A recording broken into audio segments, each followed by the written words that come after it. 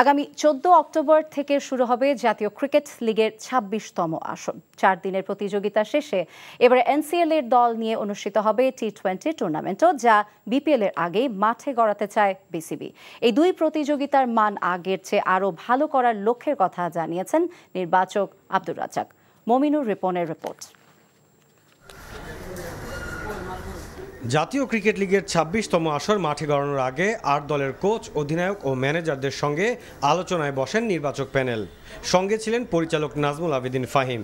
দীর্ঘ পরিসরের ম্যাচে নিজেদের প্রমাণের বড় মঞ্চ এই প্রতিযোগিতা। টেস্ট ক্রিকেটের প্রস্তুতিতেও বড় ভূমিকা রাখায় এই টুর্নামেন্টকে আরও প্রতিদ্বন্দ্বিতামূলক করার লক্ষ্য নির্বাচকদের।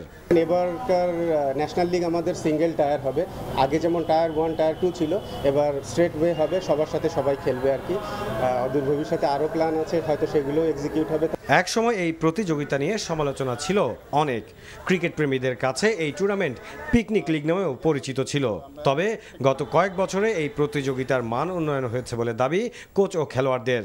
আমি সরাসরি ইনভলভ এই এনসিএল এর সাথে, সো আমি জানি যে এখানে পিকনিক খেলা হয় না কি খেলা। সো যারা এরকম কথা বলছেন, রিকোয়েস্ট করব তাদেরকে মাঠে গিয়ে খেলা দেখতে।